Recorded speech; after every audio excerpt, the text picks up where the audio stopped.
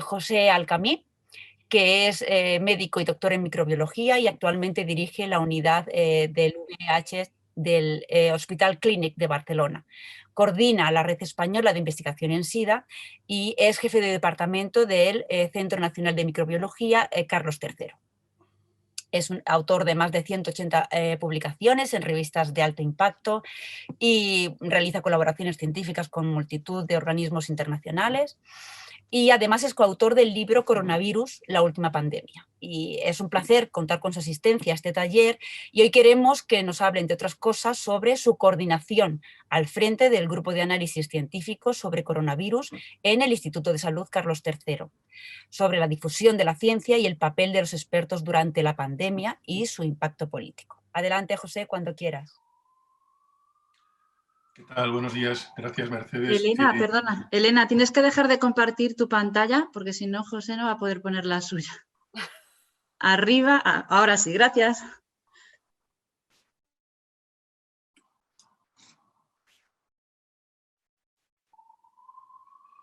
Vale. ¿La veis bien la pantalla ahora? Sí, se ve perfectamente. Fenomenal, sí. Muy bien. Vale, pues vamos a empezar. Gracias por la invitación. Yo tengo una presentación, la voy a intentar hacer ágil. Voy a tratar bastantes temas. Y bueno, el que está aquí también es un poco porque yo dirigí un grupo de análisis científico sobre coronavirus del Instituto Carlos III y os voy a hablar un poco de esa experiencia, pero voy a extenderla un poco también a todo lo que es el tratamiento de la información científica y la comunicación de la información científica, que creo que es una asignatura que tenemos todavía muy pendiente. Sí. Entonces, estos son un poco los puntos que voy a tratar. Siempre me gusta colocar lo que hablo en lo que es un poco la pandemia de COVID, ¿no? Lo que es lo que yo llamo una epidemia más del antropoceno. El antropoceno es el periodo de la historia del mundo y de la Tierra en el que vivimos, ¿no? Igual que hay pues, el Mesozoico, el Pleistoceno, otros periodos. Desde hace aproximadamente, yo diría, unos 20.000 años, vivimos lo que se llama el antropoceno, es decir, el periodo de la historia de la Tierra en la que es la mano del hombre la que va a modificar ese paisaje, ¿no? y va a modificar todo el entorno del ambiente, ¿no? Entonces, en este periodo, en el antropoceno, una constante son las epidemias, ¿no? Son las pandemias. Aquí tenéis una ilustración muy impresionante de Nature Reviews in Immunology, en que muestra los impactos de las distintas pandemias de los últimos 100 años, ¿no? Yo he añadido el COVID-19, no está actualizado, llevamos ya más de 1.200.000 o 400.000 muertes y más de 47 millones de infecciones. Pero este sería un poco el cementerio de las pandemias, ¿no? Y esto es algo que es una constante y que en gran parte es provocado por el impacto del hombre en la naturaleza y por todos los acontecimientos que permiten que un salto de un virus se produzca de una especie a otra, una zoonosis, y posteriormente se expanda por todo el mundo, ¿no? No voy a entrar en esto, pero sí quería recordar un poco. Yo he vivido otra gran pandemia, que es la del VIH, ¿no? Y además he trabajado muy directamente en ella. Frecuentemente los periodistas me preguntan entre las similitudes y las diferencias. Bueno, hay muchas diferencias a nivel de lo que son los virus, ¿no? Tenéis en la parte de la derecha el SARS-CoV-2 provoca una infección aguda, el VIH una infección crónica, la vía de transmisión es muy diferente, lo cual es muy importante sobre el impacto social que va a tener. Y el VIH es muy difícil hacer vacunas frente a él, en cambio frente a virus respiratorios como gripe y coronavirus es relativamente sencillo, ¿no? Lo que yo creo que es la diferencia más importante entre las dos es que nos ha pillado en un momento de la historia, 40 años más tarde de que se empieza a reconocer los primeros casos de SIDA, en que la sociedad ya es una sociedad mucho más avanzada. La sociedad del VIH, yo siempre cuento que la infección por VIH fue la primera gran pandemia a la que se enfrentó una sociedad tecnológicamente avanzada, a nivel médico, científico y social. Sin embargo, el salto que se han dado en estos 40 años es gigantesco, tanto a nivel científico, por ejemplo, con toda la capacidad de computación que tenemos, todos los desarrollos de vacunas que se estaban realizando ya y que explican por qué ha ido todo tan rápido, y luego porque es una sociedad mucho más global, ¿no? Se viaja mucho más y estamos conectados por Internet mucho más. Recordad que en los años 80 no existía Internet y los primeros ordenadores de los que pudimos tener pues eran máquinas que pesaban 20 kilos y que costaban una fortuna, ¿no? Y luego yo creo que la gran diferencia es que ahora tenemos Twitter, ¿no? Y entonces esto pues también introduce un elemento de distorsión muy importante en la comunicación, ¿no? Como un símbolo de esa comunicación inmediata y que todo el mundo puede hacer y todo el mundo puede acceder. Entonces, de hecho, estamos viviendo una epidemia en tiempo real, ¿no? Como un reality show o como una película, ¿no? Una obra de teatro.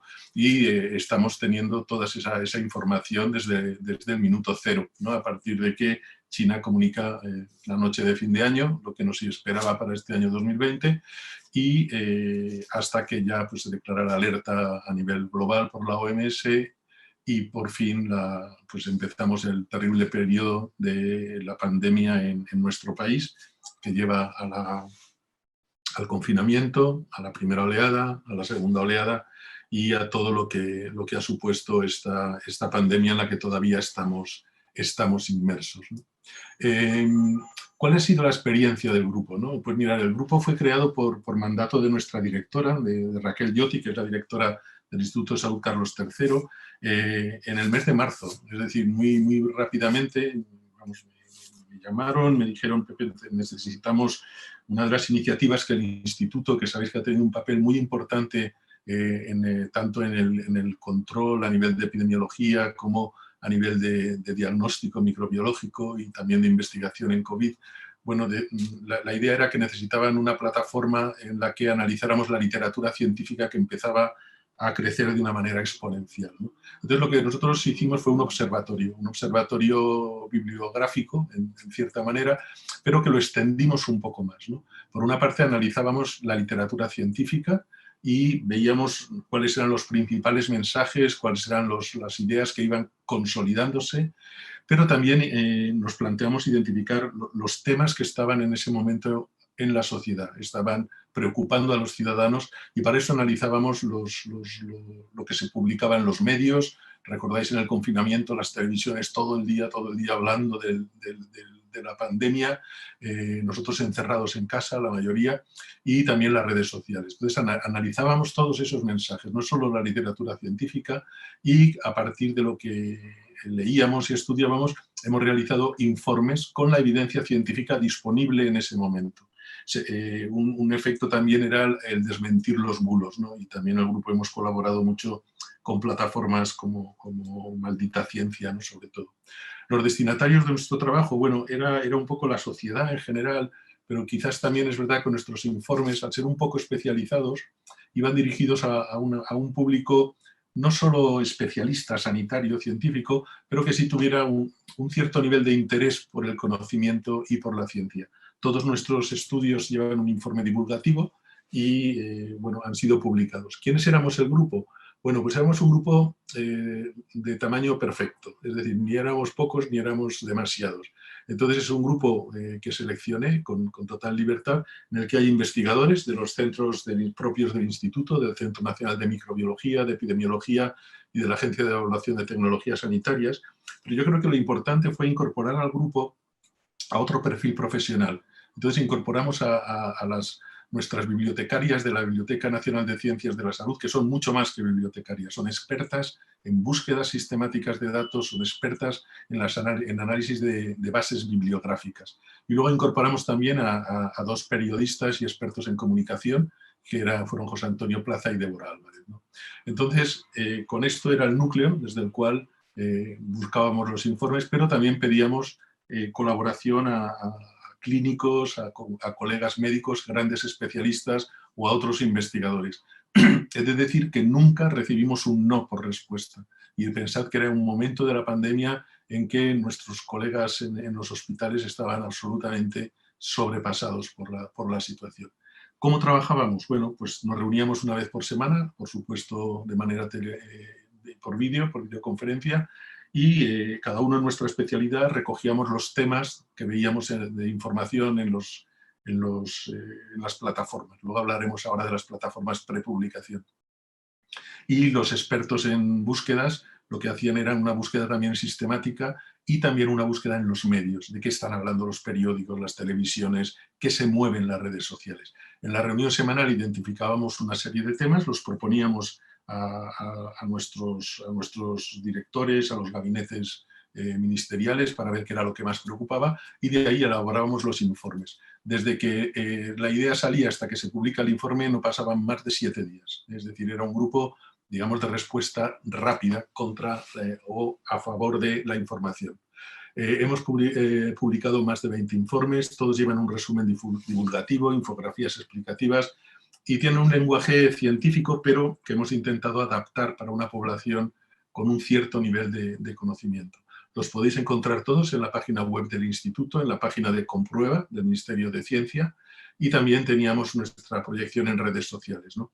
Luego, ya en el mes de abril, de mayo, abril-mayo, se nos ocurrió una idea y era que como ya la explosión de artículos era tan brutal, se nos ocurrió hacer, además de los informes, una recomendación de los 5 mejores artículos de la semana. Es lo que llamamos los top 5 semanales, ¿no? Y la verdad es que esto tuvo mucho éxito. Lo hacíamos en forma de vídeo, un vídeo corto de 4 minutos que colgábamos en redes y en las páginas web y bueno, pues recomendábamos los 5 artículos que nos parecían más importantes de esa semana. Y esto pues era una especie de digestión de la literatura que la verdad es que tuvo mucho éxito, ¿no? Los vídeos los veíais más de 6.000 hasta 10.000 personas en solo una semana, ¿no? Que era la vida eficaz que tenían. Y en el momento actual estamos elaborando un libro que recopila todos los informes que hemos realizado y que también se colgará en la página web del Instituto. En resumen, yo creo que ha sido una experiencia para mí muy interesante, ¿no? Estoy muy acostumbrado a leer mucho, a estudiar mucho, pero ha sido, digamos, un desafío más. Ha sido una experiencia de filtrar la evidencia, ¿no? ¿Qué es lo importante y qué no es importante?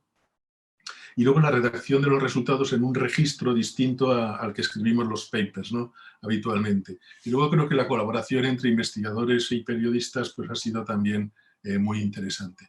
No sé qué grado de impacto real hemos tenido, sé que hay gente que nos seguía y bueno, yo creo que lo que más interesa es dar una información lo más veraz posible y que esté disponible para la población y para nuestros no sé, para todos los ciudadanos que son para los que trabajamos, ¿no? Como funcionarios y servidores públicos.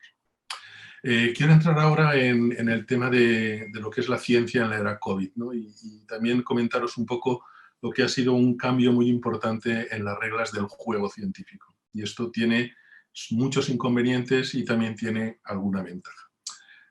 ¿Cómo ha sido la ciencia en la era COVID, ¿no? Bueno, yo creo que ha sido y será estudiada como un auténtico hito a nivel de la humanidad, a nivel de la historia de la ciencia. Nunca se ha progresado tanto y tan rápido en tan poco tiempo.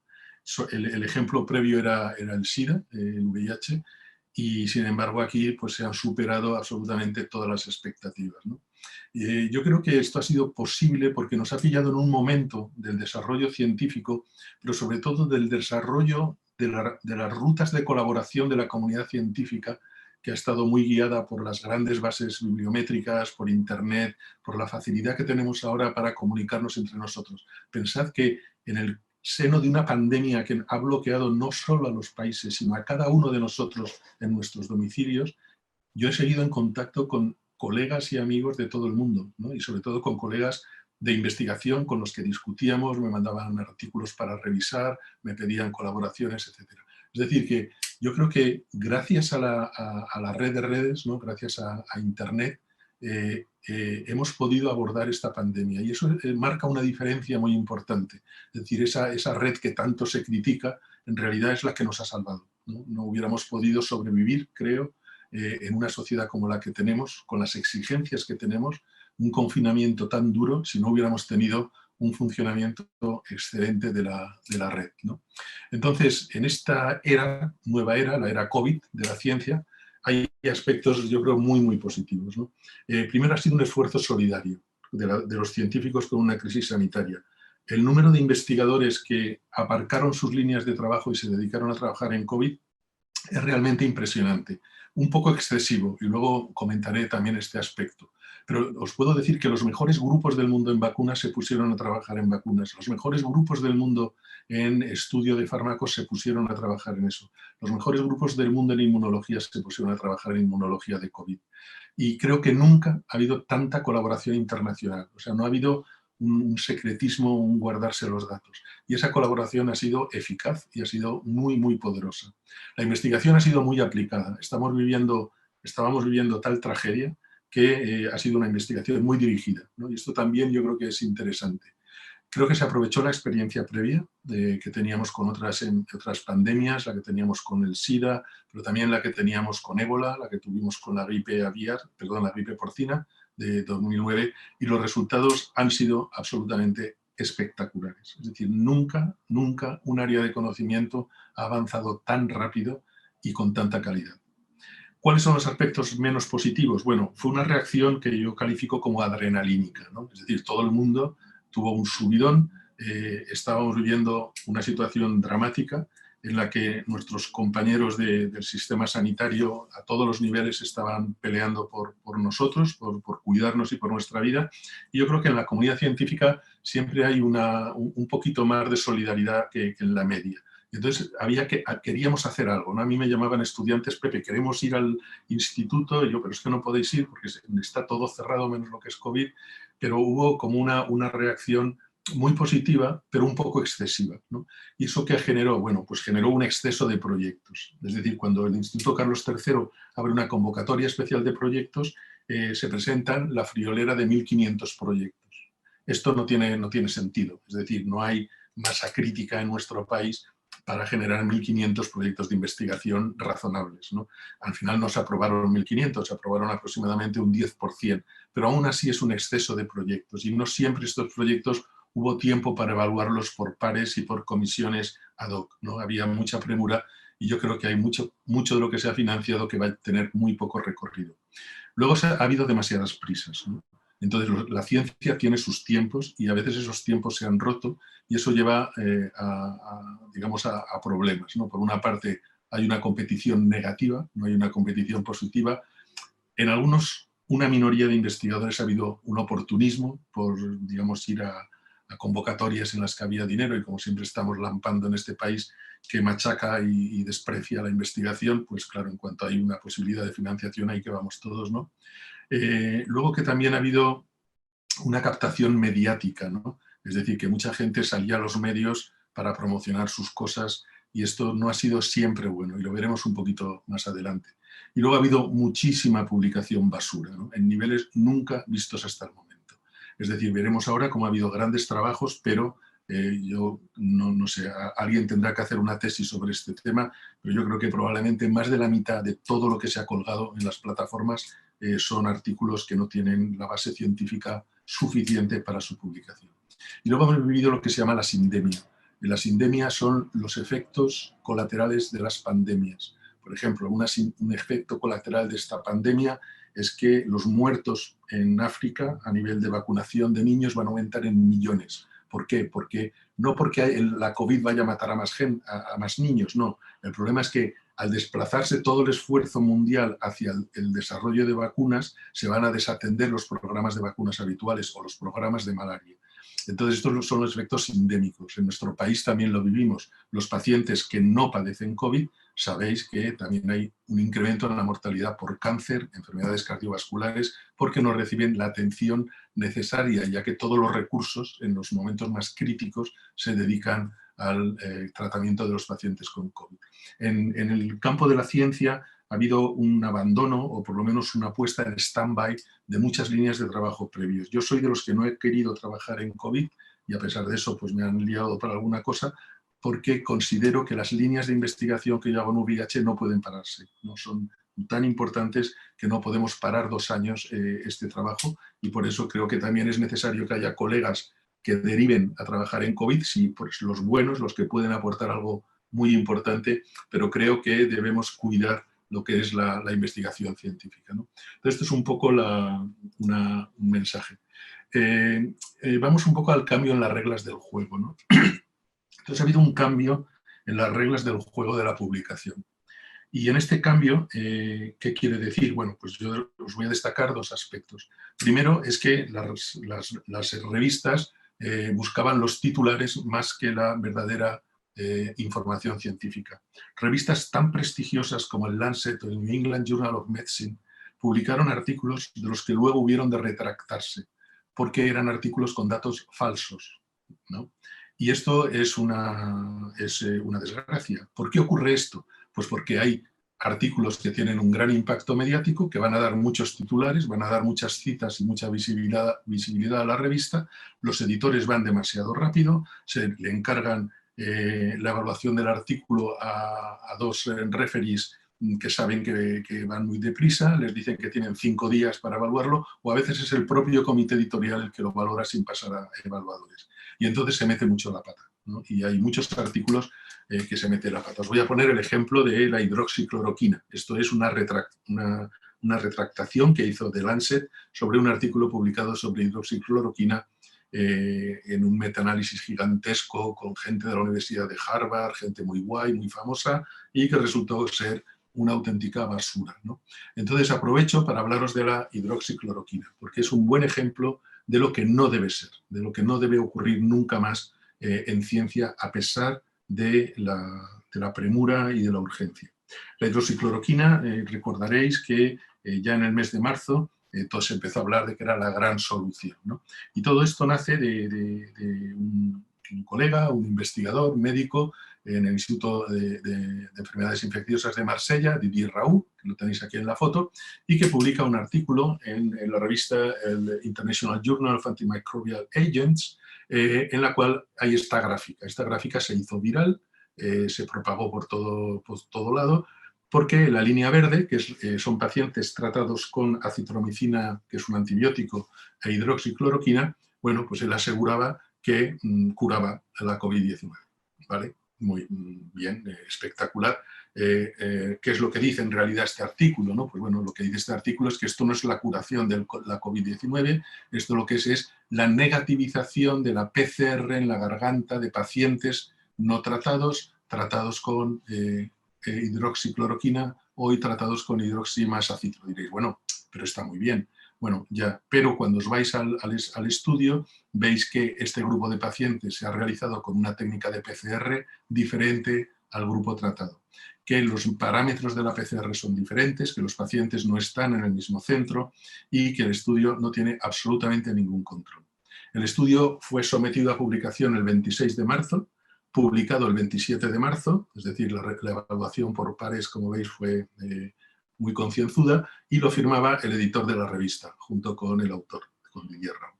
Entonces, este artículo, que levantó una inmensa polvareda, la hidroxicloroquina desapareció de las farmacias, tuvo un gran impacto mediático, Francia sacó la bandera, se puso a cantar la marsellesa, el ministro de Salud afirmó en rueda de prensa que esto era un hallazgo maravilloso y que el problema estaba resuelto. Todo esto ha sido falso. Hubo un circo mediático. Aquí tenéis a estos dos coleguillas que conocéis todos, que decían que ellos tomaban hidroxicloroquina y les iba fantástico. Los dos se infectaron por el SARS-CoV-2. Hubo muchas ilusiones, hubo excesos, hubo oportunismo. Ante esto, todo el mundo reacciona, pues yo también, ¿no? Me too. Y entonces hay dos tipos de estudios que se inician para confirmar estos datos. Están los estudios multicéntricos, multinacionales o a nivel de un mismo país. Por ejemplo, Reino Unido monta los estudios Recovery y llamamos los estudios Discovery. En nuestro país no se monta un estudio colectivo y lo que hay 19 autorizaciones de estudios clínicos por parte de la Agencia Española del Medicamento. Es decir, se hace un esfuerzo enorme, totalmente parcelado, solo un estudio de esos 19 ha llegado al final y no muestra ningún efecto beneficioso, aunque todavía no ha sido publicado. Entonces, esto es lo que no debe suceder, ¿no? Esto es el cóctel mediático que nunca debemos volver a caer en una historia tipo la hidroxicloroquina. Yo escribí un informe sobre esto en el mes de marzo, que luego actualicé en mayo, y bueno, que es un informe en que abunda en todos estos excesos que se produjeron, ¿no? Además, bueno, tiene efectos secundarios, en fin, no es un medicamento banal. Aquí tenéis un poco en qué ha quedado, digamos, toda esa explosión de fármacos, ¿no? Todo lo que está tachado son cosas que no han funcionado y lo que ha funcionado con muchos interrogantes es el Remdesivir, que no disminuye la mortalidad, disminuye la estancia hospitalaria en 3 días en los casos leves moderados. lo cual pues tampoco es para tirar muchos cohetes, y los corticoides en el tratamiento de los pacientes más graves, los que requieren asistencia respiratoria o ventilación mecánica, pero que también tienen una eficacia del 25%, es decir, se siguen muriendo 3 de cada 4 pacientes en esa situación, a pesar del tratamiento con corticoides. Es decir, estamos en un mal momento de fármacos frente a la COVID-19, ¿no? Y esto, bueno, pues es un ejemplo que os quiero poner. El segundo efecto muy negativo durante esta época, en mi opinión, han sido las denominadas plataformas prepublicación. Sabéis que cuando nosotros tenemos un artículo, lo mandamos a una revista, ese artículo está, digamos, bajo embargo, no podemos enviarlo a otra revista, no podemos darlo a conocer y la revista lo evalúa. Es una evaluación que llamamos por pares, por al menos 2 evaluadores y un comité editorial. A veces este proceso es largo, tarda 6 meses, ¿no? Desde que nosotros lo enviamos hasta que sale publicado. Entonces hay plataformas de prepublicación que ya existían antes de la COVID y que aquí os pongo 2 de ellas, que son de las que más utilizamos, en las cuales en paralelo a que yo lo envío a la revista, lo mando a esta plataforma y queda abierto, ¿no? Es decir, mis colegas ya pueden ver lo que he enviado. ¿Qué ventajas tienen? Que tenemos un acceso muy rápido a lo que se está cocinando en los comités editoriales. Luego el artículo puede ser sometido a crítica por la gente que lo lee. O sea, yo puedo escribir, oye, Mengano, no me convence el experimento este, ¿no? Es decir, que ya recibes un feedback de tus compañeros que no son los referees, es un feedback además que no es anónimo. Y luego puedes modificarlo. A medida que recibes críticas, dices, pues mira, este tiene razón, lo mejoro y cuelgo una versión mejorada en la plataforma. ¿Cuál es el inconveniente? Que no pasan el filtro de revisores, no han pasado todavía el filtro de revisores. El segundo inconveniente, y esto no lo sabe mucha gente, es que yo puedo colgar en estas plataformas un artículo sin enviarlo a publicar a una revista. Es decir, y ahora os pondré algún ejemplo. Entonces, ¿eso qué quiere decir? Pues que hay gente que pasa de publicar, que pasa de que le evalúen sus colegas y que lo que quiere pues, es ver si pues darlo a conocer en estas plataformas.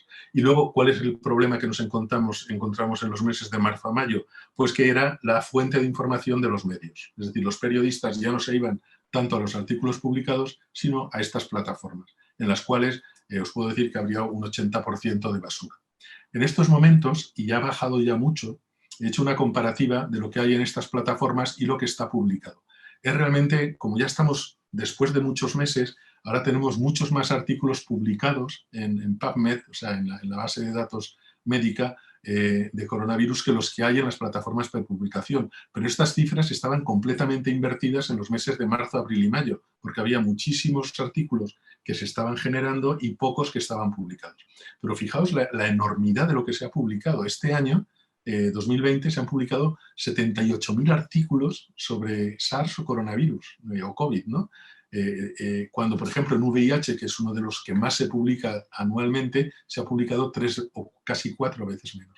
Es decir, esto nos da muestra del ingente esfuerzo científico y de la ingente cantidad de conocimiento que se ha generado. Pero como os decía antes, esto es para estudiarlo sistemáticamente, pero yo calculo que más de la mitad de lo que se publica en estas plataformas prepublicación van al cubo de la basura y que probablemente menos de la mitad se acaban publicando de una manera razonable.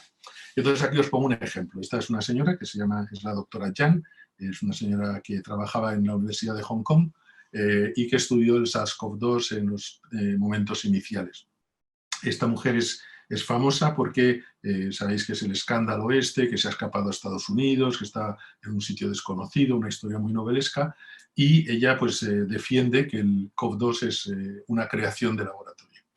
¿Qué ocurre? Que ella cuelga lo que llama el informe Yang, ¿no? Que también es una cosa bastante arrogante de llamarlo, en una plataforma prepublicación, pero nunca lo ha enviado a ninguna plataforma, digamos, a una revista científica. Es decir, este artículo nunca ha sido revisado por pares, ¿no? por evaluadores científicos. Y esto pues no es razonable, ¿no? Es decir, pero es una manera de tener una alta repercusión, porque ya sabéis lo que ha pasado con esto. Os pongo otro ejemplo. Este es un ejemplo que hizo mucho ruido mediático y que es el típico ejemplo de un buen artículo que acaba enfangado, ¿no? Entonces es un artículo de Albert Bosch, de la Universidad de Barcelona, que trabaja en aguas residuales y que realizó y que colgó este artículo en la plataforma BioRix, y que lo que él hacía era estudiar las aguas residuales, la evolución de detección de coronavirus mediante PCR en las aguas residuales desde el inicio de 2020. Y lo que es muy interesante en el artículo es que desde mediados de enero ya detecta el coronavirus, es decir, ya el coronavirus estaba circulando en Barcelona y ya en todo el país sin que lo supiéramos. Entonces, lo que es bueno de este artículo, que es muy importante, es el valor de las aguas, del estudio de las aguas residuales como, digamos, como herramienta, ¿no? para detectar el crecimiento, por ejemplo, de los virus, del coronavirus. Ellos hicieron un estudio desde enero de 2020, pero cogieron muestras congeladas retrospectivamente. Y entonces todas las anteriores fueron negativas, menos una, de marzo de 2019.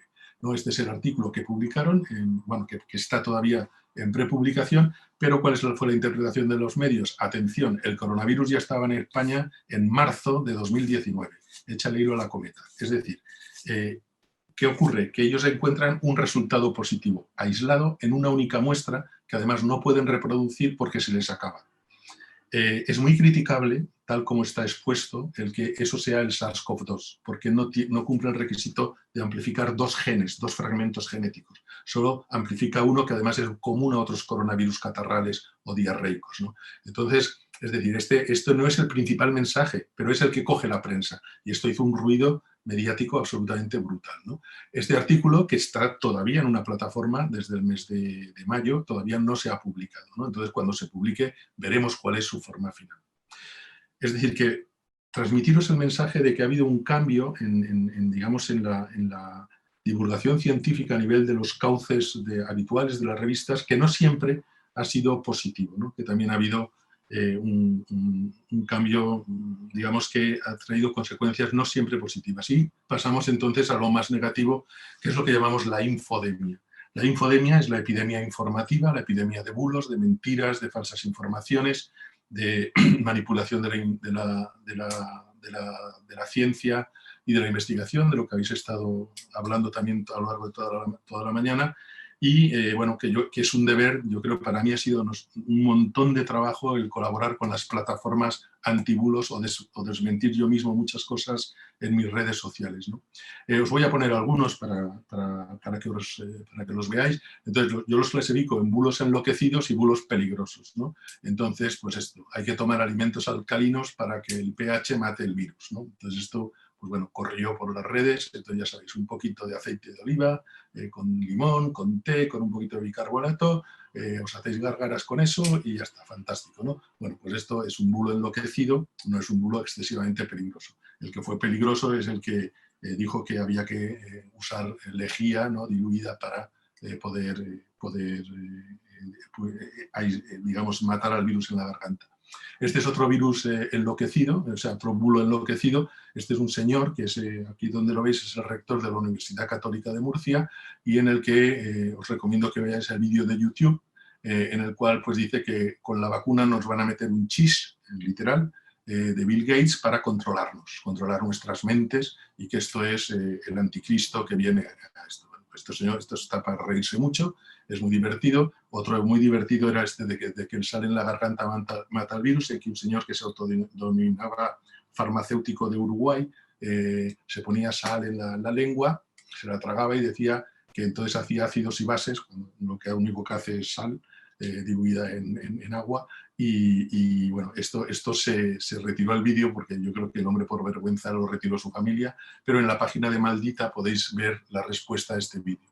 Con los alimentos ha habido mucho, vivimos en una época de alimentos sanos y maravillosos, y entonces pues las medicinas son malas, los alimentos son buenos y pues todo vale. Luego hay algunas cosas, bueno, ya conspiranoicas, pues el doctor Roberto Petrella nos dice que la COVID es un plan para matar a todos los viejecitos, y él ha descubierto que las siglas COVID quieren decir Certificado de Identificación de la Vacunación con Inteligencia Artificial. Y bueno, pues se monta su delirio personal, pero que es seguido por miles, si no cientos de miles de personas en los vídeos de YouTube que proyecta, y que algunos de ellos han sido retirados, pero otros están ahí. Este es un bulo que fue peligroso, fue el que la PCR no sirve para nada. Esto sí ha sido muy extendido.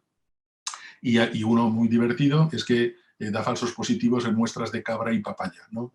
Y esto pues un presidente de un país africano lo defendía en un vídeo absolutamente divertido para verlo en un rato. Pero este era más peligroso.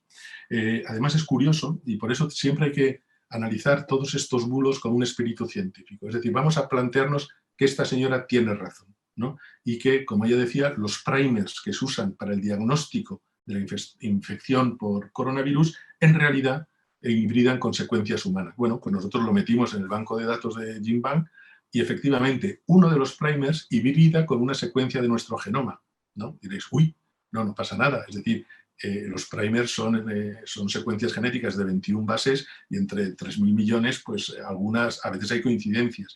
Pero para los que sabéis lo que es la PCR, sabéis que al que un primer hibride da lo mismo. Lo que tienen que hibridar son los dos a la distancia adecuada para poder amplificar un fragmento. Es decir, esto no tiene absolutamente ninguna consecuencia en el diagnóstico de COVID-19.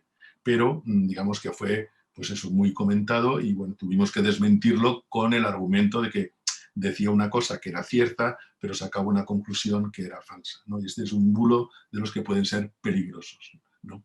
Y luego este es muy peligroso, este de que la vacuna de la gripe provoca COVID-19, basado en un estudio absolutamente macabro que nunca ha visto la luz, de médicos de un hospital de Huesca. Ha tenido mucho impacto. El grupo este que ha citado antes Elena, del grupo de médicos para la verdad de España y tal, lo han publicitado, que la gripe, la vacunación frente a la gripe estaba matando a los ancianos por coronavirus, bueno, una serie de horrores y disparates. Y estos son los bulos que son muy peligrosos. Y otro bulo peligroso es de la doctora Yan, cuando afirma que el virus SARS-CoV-2 ha sido creado en un laboratorio chino, por supuesto, y que esto es un complot a nivel mundial para destruir la economía occidental por parte de China. Y a esto sabéis que se le ha dado muchísima publicidad. Estos son los bulos más peligrosos. Lo más preocupante de todo esto es que fijaos las encuestas, ¿no? En esta encuesta que se publicó en El País, realmente solamente un 25% de la población está dispuesta a vacunarse, ¿no? de SARS-CoV-2 sin condiciones. Otros dicen, bueno, yo ya veré a ver si mañana y tal, ¿no? Y otros directamente dicen que no. Y luego también es preocupante que al final un 65% de los españoles creen que el virus fue creado deliberadamente en un laboratorio o que la vacuna de la gripe bueno, es la causa de la muerte por COVID en ancianos, ¿no? Y el 40% de los españoles cree que hay una conspiración detrás de las vacunas contra COVID. Entonces, estos son realidades muy preocupantes y que tenemos que reflexionar mucho a la hora de dar los mensajes. Y entonces ahora ya paso a lo que es la responsabilidad de los investigadores en la transmisión de la ciencia, que no podemos olvidar que lo estamos haciendo en este contexto, en un contexto de casi la mitad de la población que cree una conspiración y de un 75% que tiene pegas para vacunarse.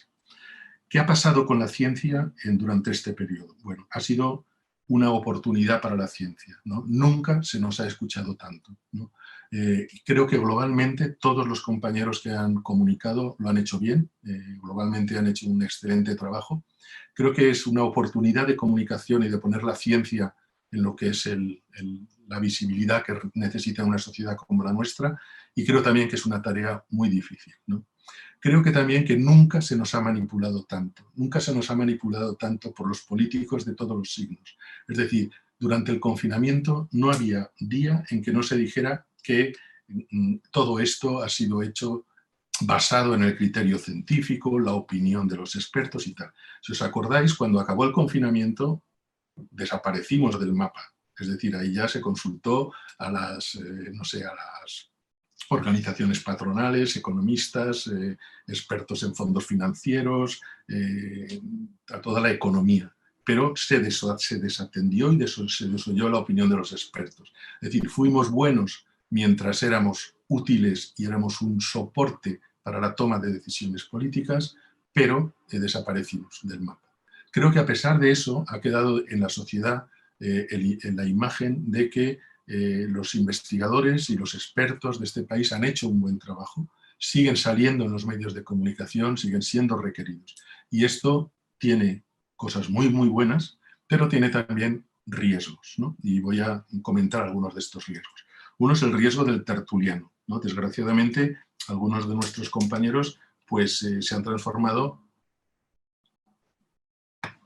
en fijos de determinadas cadenas televisivas, y esto yo creo que no es bueno. Es decir, no es bueno estar fijo. Yo creo que es bueno salir de cuando en cuando para hablar de aquello que sabes, pero creo que no es del todo conveniente, al menos en mi opinión, y esto es una opinión muy personal, el estar siempre, digamos, dando información o evaluando lo que te preguntan los medios, ¿no? Luego hay un síndrome que está estudiado por una serie de psicólogos de la Universidad de Yale, que se llama el síndrome de Dunning-Kruger, y que ellos observaron que cuando a la gente le ponían un micrófono delante, opinaba hasta de lo que no sabía, ¿no? Esto es algo bastante frecuente. Entonces, el síndrome de Dunning-Kruger es esa necesidad, cuando sientes que te está escuchando muchísima gente, de decir algo, ¿no? Y no tendríamos que olvidar que decir no sé es una buena respuesta, y es una respuesta que normalmente siempre es verdad. Con esto quiero decir que, a ver, si a mí me llaman a un programa de televisión para hablar de virus, del coronavirus, de la virología, de la inmunología y de vacunas, son temas que yo controlo, son temas que estudio y en los que estoy trabajando. Pero si me empiezan a preguntar si es bueno que los niños vayan al colegio o no, pues es que yo lo único que puedo decir es que no lo sé. Que le pregunten a Quique Bassat, que es un epidemiólogo catalán que es especialista en ese tema. Y sin embargo, si veis, cuando nos preguntan, tendremos a opinar siempre, porque en ese momento ya no es opinión, ya no es conocimiento, es opinión. Entonces caemos en ese síndrome de Dunning-Kruger, ¿no? Y entonces yo creo que ese es un riesgo que tenemos, ¿no? Hemos de recordar las frases de Wittgenstein: de lo que no se puede hablar, lo mejor es callarse. Creo que es una misión difícil la que nos toca. Creo que nuestro trabajo es ser críticos siempre, pero creo también que hay que valorar el trabajo realizado, ¿no? Es muy difícil, como ha comentado antes Elena, luchar contra los bulos, porque a veces los bulos es una cuestión de fe. Es decir, hay gente que se cree que la Tierra es plana y da igual que lo lleves al espacio y que le enseñes que la Tierra es redonda, ¿no? Entonces aquí pasa lo mismo. Los que están convencidos de que este virus hecho en un laboratorio chino, o sea, pues es que es muy difícil de convencerles, ¿no? Pero yo creo que hay que bajar al barro, ¿no? Es decir, creo que no podemos dejar las sillas vacías, ¿no? La frase de Obama me gusta mucho, ¿no? Porque si nosotros abandonamos esa idea de que nuestra voz puede llenar un hueco y marcar la diferencia, otras voces van a llenar ese vacío. Entonces, a veces hay que bajar al barro y hay que arriesgarse, pero hay que ir muy preparado, hay que ir estudiando mucho y no decir nada de lo que no estemos muy seguros.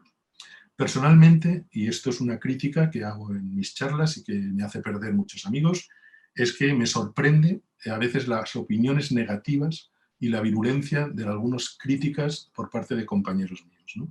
Creo que, como he dicho, hacen una labor globalmente muy buena, pero que hay días que no tienen un buen día, ¿no? Y creo que hay un impacto negativo de algunas declaraciones. Y voy a comentaros dos ejemplos. Uno es el ejemplo de las mascarillas y otro es el ejemplo de las vacunas. Creo que en estos momentos hay que ser muy cuidadosos en el escenario en que nos movemos. Creo que hay errores de comunicación y que hay un impacto negativo. Lo que no puede recibir la población son mensajes contradictorios. Es decir, tiene que percibir que la ciencia no es blanco y negro, ¿vale? Que hay grises, que hay cosas que no conocemos, que hay cosas que se publican que no tienen razón, o cosas que no se publican y salen en los medios y que hay que ser muy cautos con esos resultados. Pero creo que hay que pasar mensajes y luego hacer las críticas, ¿no? Y os pongo dos ejemplos. El ejemplo de las mascarillas, que es famoso, bueno, pues es un ejemplo en el que la población directamente nos han vuelto locos o la han vuelto loca, ¿no? Hemos pasado de que de las mascarillas no tenían ningún sentido, cuando ya estábamos confinados seguían siendo innecesarias y contraproducentes, pasaron a ser aconsejables, a tener una recomendación fuerte, a ser obligatorias en transporte público, a ser una buena medida. Luego se dijo que era muy dudosa que esto fuera obligatorio, que esto es muy difícil de imponer porque hay muchas excepciones y, como sabéis, pues ahora todos llevamos mascarilla y lo hacemos con mucha responsabilidad.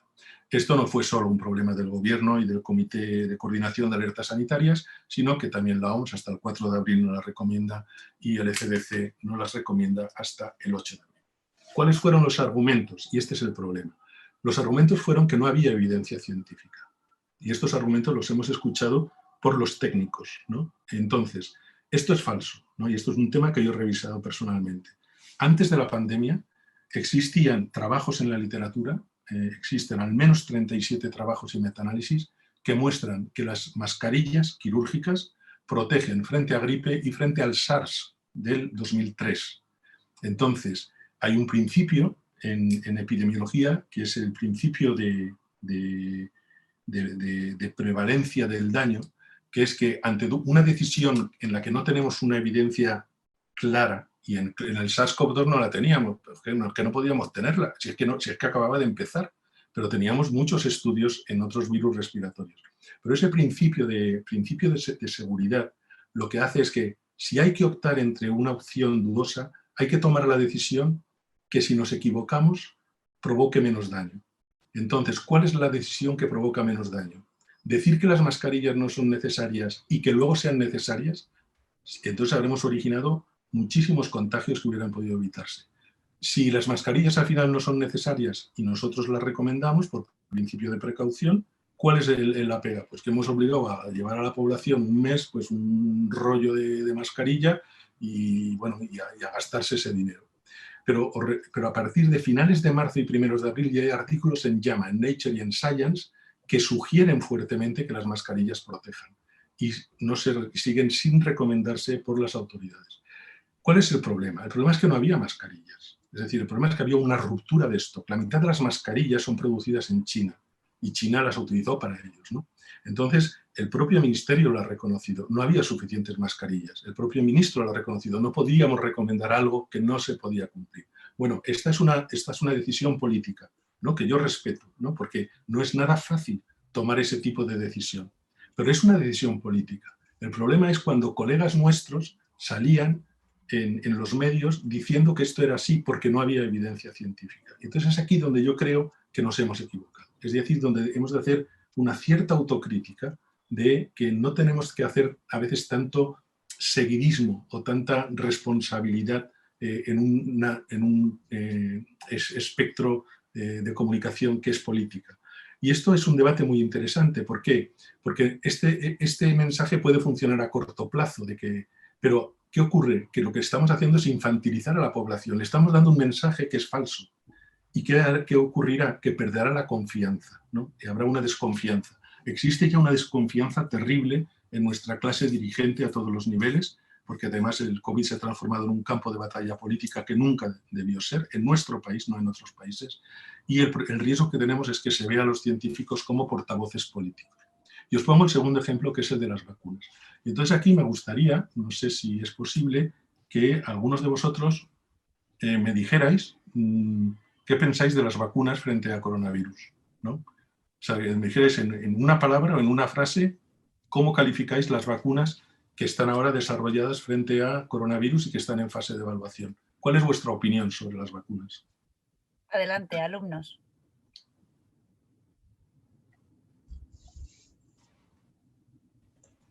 Pues no sé exactamente, pero yo creo que a lo mejor falta mucho por probar, pero que es un tema de investigación importante, que es que hay que probar, básicamente. Vale, más opiniones. Yo creo que igual hay un poco, evidentemente, de precipitación, pero por la situación entiendo que suceda a la hora de decir la validez o la eficacia de las vacunas, que evidentemente son muy importantes y tienen que salir, pero creo que hay que ser un poco conservador en ese sentido. Muy bien, más. A mí me parece una pasada cómo se ha conseguido hacer tan rápidos por lo que comentábamos de toda la colaboración que ha habido y obviamente creo que si se han hecho todos los estudios clínicos y todo y si se es segura, pues lo es y ya está. Pero quiero recalcar eso, que me parece una pasada cómo se ha podido hacer tanto por la colaboración que ha habido. Muy bien, venga, una última. Yo pienso que por parte de los medios se está viendo quizá un poco de precipitación a la hora de comunicar los resultados de las grandes compañías que producen estas vacunas y quizás por parte del gobierno a la hora de realizar comunicados sobre los pedidos de las vacunas y los progresos, cuando la única base que se tiene son comunicados que tampoco tiene un contraste científico aprobado por toda la comunidad. Muy bien, pues de 3 de 4 le ponéis pegas y solo una es entusiasta, ¿vale? Entonces es un retrato de lo que pasa en España, ¿no? En ese 75% que le ve pegas, ¿no? Entonces, lo que tenéis aquí son frases literales sacadas de expertos en el tema. Empezamos al principio diciendo que era imposible tener una vacuna antes de 10 años, luego se rebajó a 5, porque la de ébola tardó 5, luego se rebajó a 3, y luego pues yo no me fiaría de una vacuna rápida. Esto vamos, es literal y no son la última es reciente. También el segundo bloque sobre la protección dice no protegerán más del 50%, esto lo han afirmado docenas de compañeros nuestros. Cuando han salido los números, estos números no son así, van a cambiar. Las que lleguen más tarde serán mejores, desconozco en qué se puede basar eso. La inmunidad de la primera generación es más limitada, tampoco sé por qué, porque las que vienen detrás son parecidas o casi iguales a las que están ahora, y habrá que ver en qué quedan esos ensayos. Recientemente hemos asistido a declaraciones muy desafortunadas en las que se ha afirmado en programas de máxima audiencia: no necesitamos estas vacunas para nada, no me convencen para nada, no protegen de síntomas graves ni de la muerte, y yo no me lo pondría primero un médico, que se la pongan otros. Entonces, esto, de acuerdo, tenemos que ser críticos. Es cierto que no tenemos todos los datos, pero las agencias reguladoras los vamos a tener y los vamos a analizar, y los vamos a analizar a fondo como se analizan todas las cosas que nos llegan. Es cierto que las farmacéuticas no ayudan con esta política de comunicación, de comunicados que parecen ventas de telefonía móvil, ¿no? Yo te doy más gigas, etcétera, etcétera. Pero una cosa es eso y otra cosa es que si nosotros tenemos que ser críticos, pero el primer mensaje que hay que dar es el que ha dicho vuestra compañera. Es una pasada lo que se ha conseguido, ¿no? ¿Por qué se daban esas cifras? Porque la gente que opina de esto es gente que trabaja en vacunas, sí, pero trabaja en vacunas clásicas. En los últimos 5 años ha habido una revolución en las vacunas experimentales que se estaban probando frente a SIDA, frente a Zika, frente a citomegalovirus, frente a cáncer. Entonces ha habido un error de estimación de la potencia de la ciencia. Karl Popper, un filósofo de la ciencia, decía que es imposible predecir el grado de crecimiento de los descubrimientos científicos. Y esto nos lo hubiéramos tenido que aplicar. Es imposible hacer una predicción a plazo. ¿Qué ocurre? Que cuando la sociedad recibe todos estos mensajes por parte de los que son sus expertos, a los que respeta, se confunden, ¿no? Y esto es a lo que me refiero, que hemos de tener en cuenta. No hemos de decir, ah, qué bien, la vacuna de Pfizer es maravillosa, vamos a ponernos la... No, eso no. Pero hay que decir, el primer mensaje es, esto es un logro absolutamente histórico y maravilloso en la historia de la ciencia. Y ahora vamos a ver en qué es lo que pasa, se van a evaluar, pero dar el mensaje. Y además, esto era previsible. Esto es de un libro que he escrito sobre coronavirus, que se publica en junio, la gráfica es de mayo. Entonces, solo viendo lo que había, sabíamos que en un año íbamos a tener los resultados. O sea, que esto, conociendo un poco el mundo, veías que iba a ser así. Esta es una gráfica de una charla que di en junio de 2020 y esto no la he cambiado. Entonces yo decía, es que en noviembre, diciembre tendremos 1 o 2 prototipos aprobados. Tendremos pocos datos de eficacia, pero habrá datos de seguridad y estarán aprobados. Y es lo que está pasando, porque era previsible que fuera a ocurrir. Entonces nos hemos equivocado, es decir, nos hemos equivocado en esa predicción de fechas. Y eso para la población es muy importante, porque el primer argumento que te dan es que, joder, es que si se ha hecho tan rápido no va a ser segura, ¿no? Y entonces este es el problema, es decir, que no hemos valorado el track de vacunas, la inmensa inversión que se ha realizado y el hito absolutamente maravilloso en la historia de la ciencia de que tengamos en menos de un año 10 prototipos en fase 3 que están terminando. Y que los datos que tenemos es que funcionan. De acuerdo, necesitamos más datos, pero ya hay datos robustos que se van a publicar y que los veremos y que no deberían haberse dado por comunicados de prensa, en eso estoy de acuerdo, pero que no enmascare el formalismo el problema de fondo. Y el problema de fondo es que se han conseguido vacunas en un tiempo récord. Quedan dudas, por supuesto, quedan sobre todo 2 dudas: cuánto va a durar esa protección y si los vacunados van a proteger de ser contagiosos. Los datos que tenemos en animales indican que va a ser así. Es decir, a macacos vacunados, a los que luego les infectas, se infectan, pero tienen una carga viral en la garganta 3 logaritmos inferior en la mayoría de las vacunas, no en todas, pero sí en la mayoría de ellas. Y entonces probablemente sean dosis débilmente infectivas. Entonces vamos a tiempos de grandes decisiones, a tiempos también de un esfuerzo a nivel social muy solidario respecto a quién vamos a vacunar primero, y hemos de seguir protegiéndonos. Pero las vacunas es lo que va a ser el principio del fin de este horror. Primero porque van a disminuir el número de muertos, ¿no? Y ya tenemos datos que nos lo dicen. Van a disminuir el número de hospitalizaciones, van a evitar el colapso en los hospitales, van a evitar estas oleadas. Tendremos pequeños brotes, pero ya no tendremos las oleadas, la primera, la segunda y la tercera que vendrá si no lo hacemos bien. Vamos a poder recuperar la vida social. Es decir, en vez de estar hablando a una pantalla de ordenador, que estoy ya harto de dar mis clases así, podré veros las caras, podré ver si os sorprendéis, os escandalizáis, os divertís con lo que os estoy contando. Podremos recuperar la cultura, los viajes, los abrazos a las personas. Podremos recuperar lo que era nuestra vida antes de esta pandemia que ha destruido una forma de vida, ¿no? Que es lo más importante que nos ha ocurrido. Y eso, las vacunas no son toda la solución, pero son la primera parte de esa solución, la que nos permitirá recuperar esa vida. Tardaremos, no vamos a quitarnos la mascarilla en el mes de marzo. Yo calculo que la tendremos que seguir llegando por lo menos hasta el verano y quizás volver a ponernos en invierno. Pero volveremos a lo que es la vida normal. Entonces vuelvo a los mensajes. Si la población recibe estos mensajes, ¿cómo no va a estar el 75% con muchas dudas o directamente en contra de vacunarse? Repito, hemos de ser críticos, pero hemos de valorar esta situación. Y esta situación es muy preocupante. Al final la gente se va a vacunar, porque en cuanto vea lo que ocurre, en cuanto quiera ir a ver a su abuelo a la residencia, tal, pues se va a vacunar. Y yo creo que se va a vacunar todo el mundo, porque no es España un país antivacunas, todo lo contrario, es un país que se vacuna a unos niveles más que buenos, ¿no? Como Francia o como otros países, ¿no? Pero este caldo de opinión no debemos contribuir al mismo. Y sé que es una cosa difícil, ser crítico, pero a la vez dar un poco mensajes positivos. Termino ya. Yo creo que están estas lecciones de la pandemia, todo esto va a pasar, gracias a las vacunas, a los tratamientos que llegarán probablemente en 1 año y medio. Creo que hemos de aprender mucho de lo vivido, aprender las fragilidades de nuestra sociedad.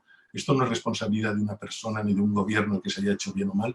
Lo que nos indica esta pandemia son las fragilidades como sociedad que hemos tenido a nivel de salud, a nivel de ciencia, a nivel de salud pública, a nivel de tejido biotecnológico y del cuidado de nuestros ancianos. También para la ciencia tenemos lecciones. Yo creo que ha habido, por parte de las autoridades, no ha habido una autocrítica.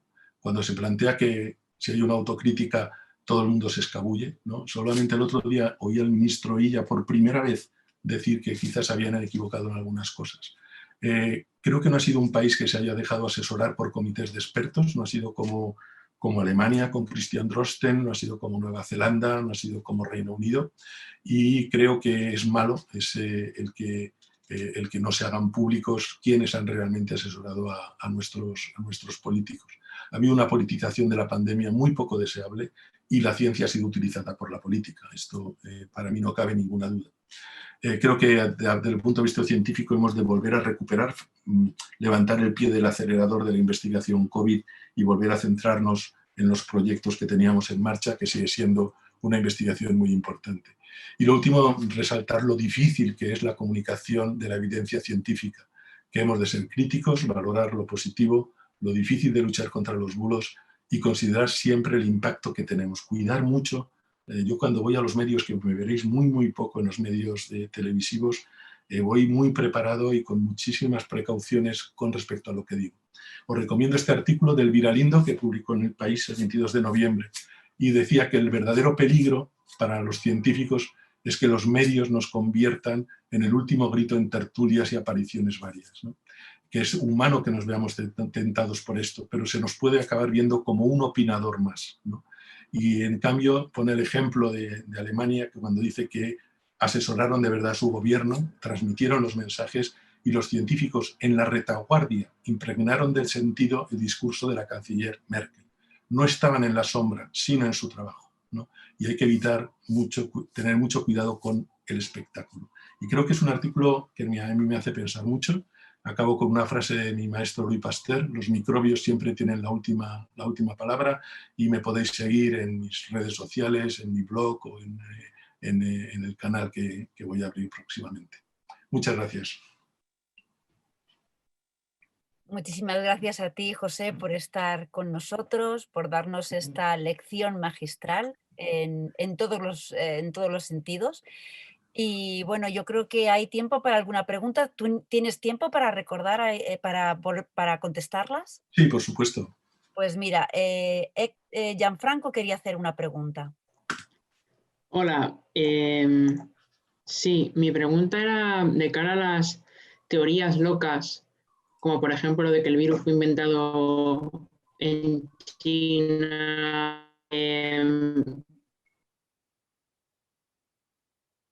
Yo siempre tengo la duda de cómo combatir,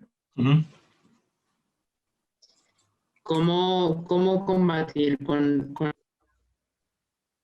Sí, te oigo entrecortado, pero entiendo tu pregunta. A ver, la única manera de combatir es estudiando los argumentos del contrario y viendo la literatura, ¿no? Y la evidencia científica. Por ejemplo, ellos te dicen que, por ejemplo, la Yang, la doctora Yang, te dice que ese virus ha sido derivado a partir de una variante viral que es la Z045, ¿vale? Si tú te vas a la secuencia, y yo lo he hecho, a ver si se parecía mucho al SARS-CoV-2. Bueno, se parece en un 91%. Entonces tú dices a la población, es que se parece en un 91%, y todo el mundo dice, ¡joder! Está clarísimo, lo han derivado de este otro. Pues no. Eso quiere decir que no se parecen un 10%. Los virus, estos coronavirus tienen 30.000 nucleótidos. Eso quiere decir que tiene 3.000 cambios respecto al que dicen que se ha creado. No tenemos tecnología para introducir 3.000 cambios que no sabemos por qué hay que introducir unos sí y otros no, y que un virus funcione. Es como si empiezas a cambiarle piezas a un coche, ¿no? Las posibilidades son que si empiezas a cambiarlas al tuntún, no te funcione. Entonces, ¿qué es lo que ocurre? Que la naturaleza puede hacer esos ensayos de prueba y error. ¿Por qué? Porque lo que hay que responder es que hay cientos de especies de murciélagos, que hay especies de murciélagos de herraduras que tienen dentro de ellos docenas de coronavirus similares al SARS-CoV-2, y que es en ese laboratorio de la naturaleza donde esos virus se recombinan, donde esos virus mutan y donde encuentran las combinaciones ganadoras. Es decir, ese es un argumento muy poderoso, que la naturaleza es el gran laboratorio y no tenemos la capacidad para hacerlo, ¿no? Y decir que si esto fuera un virus creado en laboratorio, sería un quimérico. Habríamos cogido un trozo del SARS y lo habríamos metido en otro coronavirus, o habríamos modificado tres nucleótidos. No es así. Entonces hay que rebatir con argumentos científicos y hay que saber explicarlo bien para que la población lo entienda. Pero no puedes ir al terreno personal, a decir, bueno, es que esta China está loca, o es que no tienen ni idea. No, hay que ir a un terreno de lo que es el discurso de la razón. Natalia tenía otra pregunta.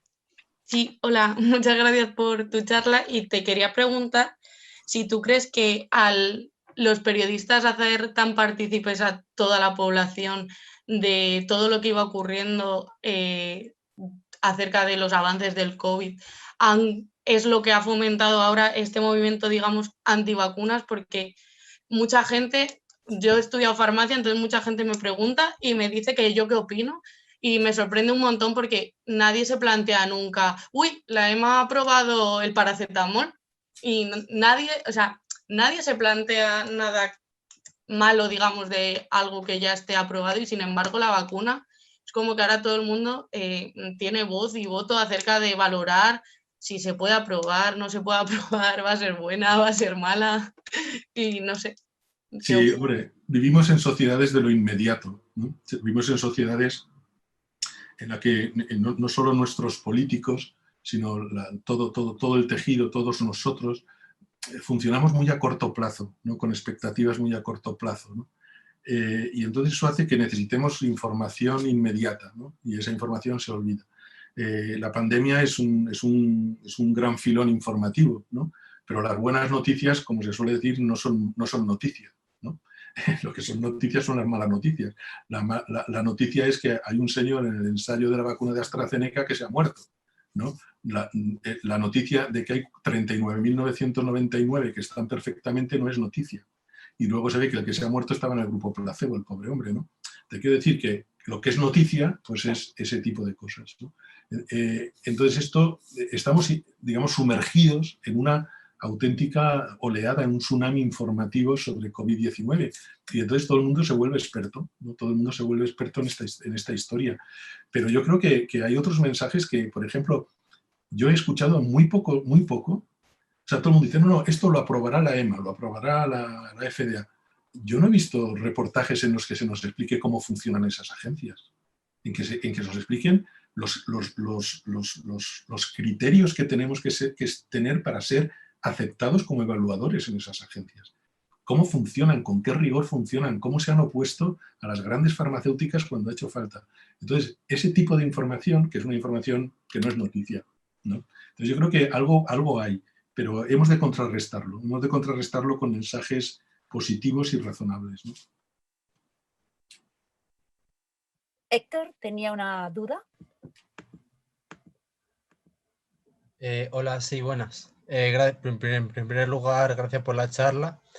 Y mi duda era si tiene conocimiento de algún tipo de iniciativa por parte del Ministerio o de organizaciones como el CSIC de plantear un modelo como el que ha dicho usted, que ocurre en Alemania, de soportar unos comunicados oficiales con un consejo asesor científico y, en cierta manera, unificar ese discurso para que no dé lugar a malentendidos o una tergiversación del mensaje por parte de, tanto en temas como el reciente del COVID, como pueden ser las pseudoterapias, como planteaba la ponente anterior.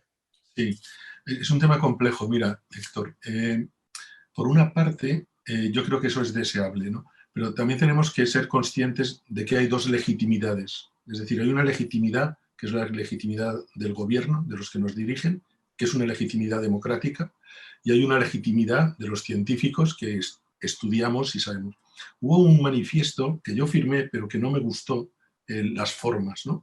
Porque era muy arrogante. Era un manifiesto, si recordáis, que decía, ustedes mandan pero no saben, ¿no? No es cierto. O sea, primero, no mandan tanto, ¿no? Y sí saben algo.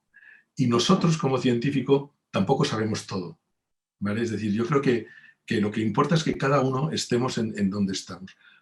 ¿Cómo funciona Alemania?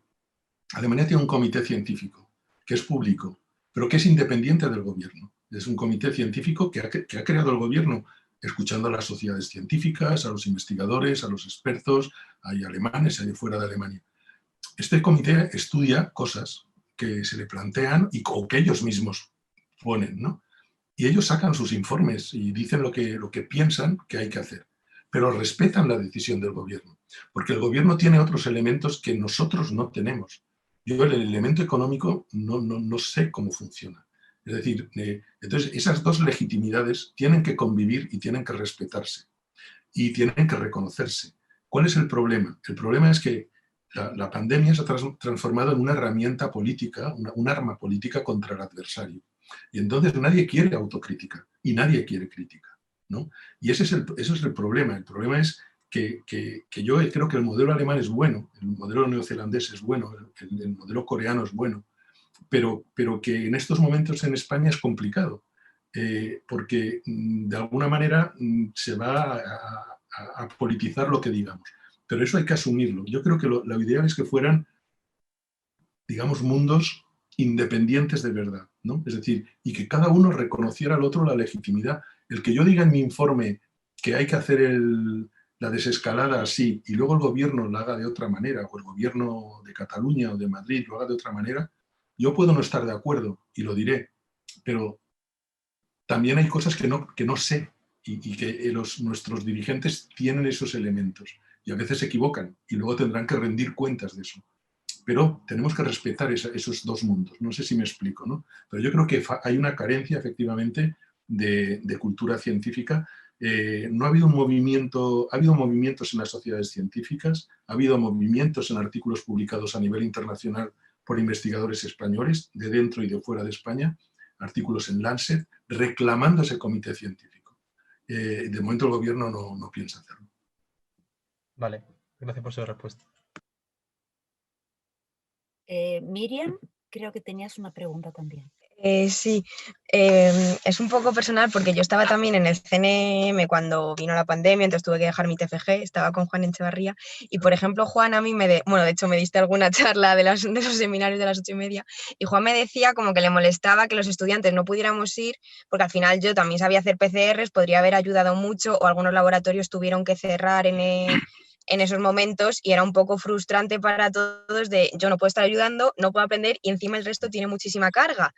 ¿Crees que eso se podría haber gestionado de otra manera? Sin ninguna duda, Miriam. Yo creo que fue una buena prueba, ¿no? Fue una buena prueba de lo que la ciencia importa en este país.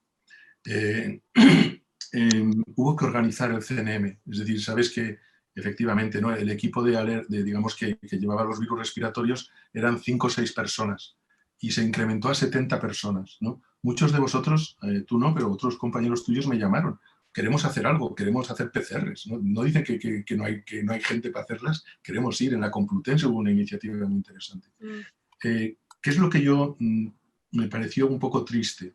Me pareció triste que cuando se dice que se va, digamos, cuando la primera fase de confinamiento, cuando todavía nos quedamos confinados, se dice que los trabajadores esenciales pueden volver al trabajo.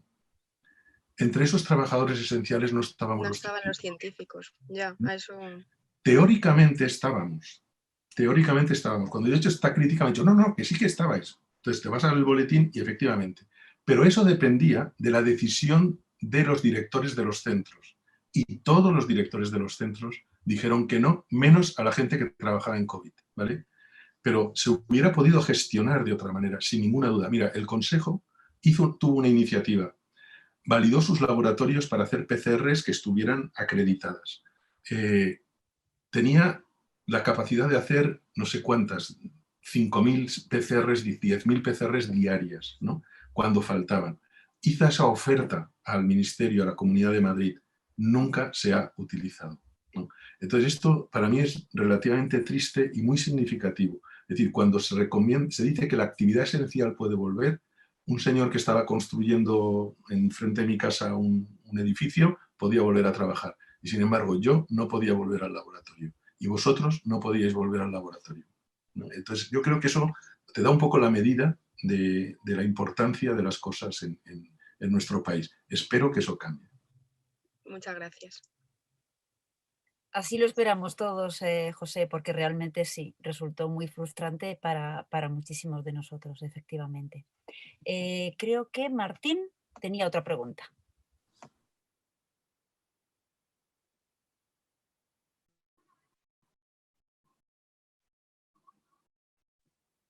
Sí, Martín, no te oigo.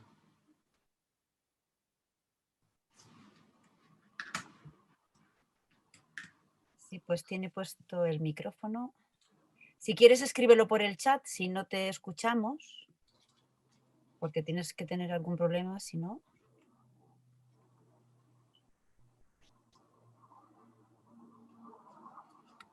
A ver.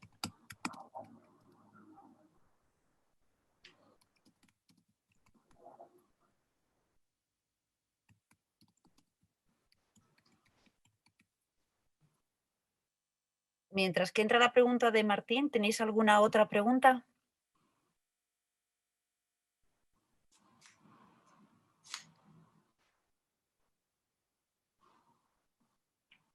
Bueno. Pues,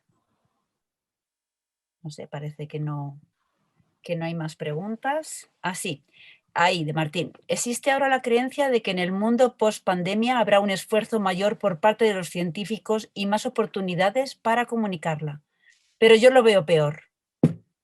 Bueno, a ver. Puede que después de ver cómo les ha tratado la prensa. Eso es lo que nos dice Martín. A ver, fíjate, yo cuando estábamos en el confinamiento, ¿no? Cuando teníamos esas cifras pavorosas, ¿no? De 900 muertos diarios, muchos decíamos, el mundo después de esto no puede ser igual. Luego cuando ya llegó el verano, salid y multiplicaos y viajar y tomar cañas y tal, yo empecé a pensar que el mundo iba a seguir siendo igual, ¿no? En esta segunda oleada hemos llegado a cifras de muertos de 400 muertos diarios. O sea, esto es algo pavoroso. Y no sé, yo creo que el problema, ¿sabes cuál es, Martín? Yo creo que el problema es el olvido. El problema es que en estas sociedades de lo inmediato olvidemos el sufrimiento, olvidemos lo que hemos pasado. Y ese es el gran riesgo, ¿no? Es verdad que, bueno, pues que el año que viene los fondos de investigación se van a incrementar, según nos han dicho, en 900 millones de euros. Esto está muy bien. Con lo cual, en vez de estar a niveles de 2004, pues llegaremos a niveles de 2008. Todavía estaremos casi la mitad por debajo del resto de Europa, pero es un esfuerzo importante. Pero yo creo que el problema de la ciencia en este país es un problema. O sea, yo le echo la culpa a los políticos, porque en eso sí que ha habido consenso, de izquierdas y derechas. Olvidarse de la ciencia en los presupuestos es un consenso político universal.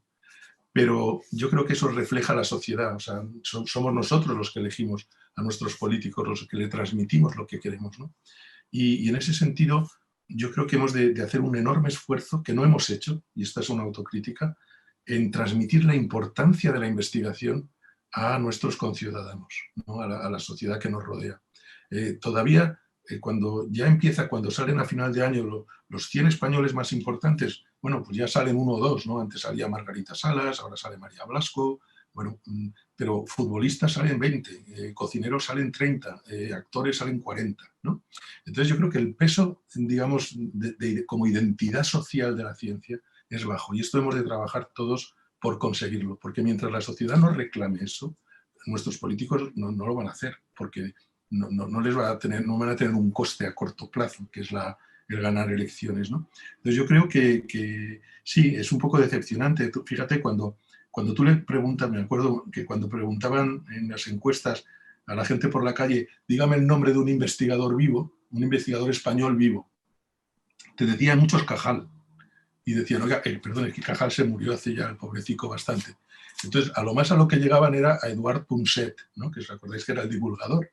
Pero vamos, es como yo os digo a mis estudiantes, les digo, ¿cuál es el principal programa de divulgación científica que hay en la televisión y que ve más gente? Pues no son Órbita Laica, no son estos, es El Hormiguero, es terrorífico. Es decir, que entonces yo creo que ese es el esfuerzo que hay que hacer, que hemos de hacer, porque lo que no podemos es volver a perder 2 generaciones de investigadores como este país ha perdido. Esto no lo vamos a recuperar en 1 década o 2. Muy bien. Muchísimas gracias, José. Vamos, a mí particularmente me ha encantado tu charla, y yo sé que a todos los alumnos también.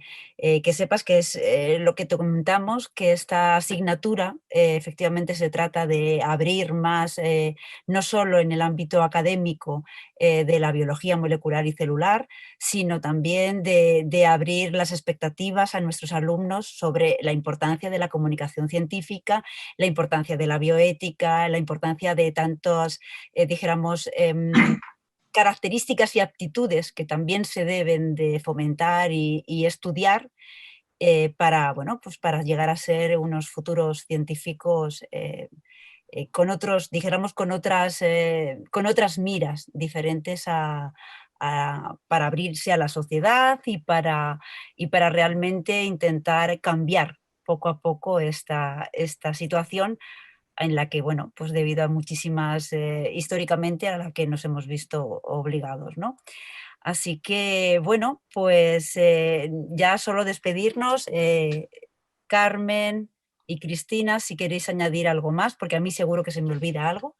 Y nada más, queremos contar también con tu presencia si en alguna otra ocasión podemos disfrutar de esta charla tan ilustrativa y realmente tan impactante. Muchísimas gracias, José. Ahora Cristina, Carmen. Muchísimas gracias, José, porque nos ha encantado la charla, ha sido muy ilustrativa. Los chicos han disfrutado muchísimo, son muy activos y dinámicos y hacen muchísimas preguntas. Te llegarán seguramente más preguntas por email, por mensaje, por correo electrónico. tanto del canal de Zoom como probablemente el canal YouTube, aunque ahora mismo no hay ninguna en canal YouTube. Y nada, han disfrutado muchísimo y se ha notado a través de la red, a pesar de esa distancia personal y no ver las caras, nos han transmitido su dinamismo y su interés por el tema.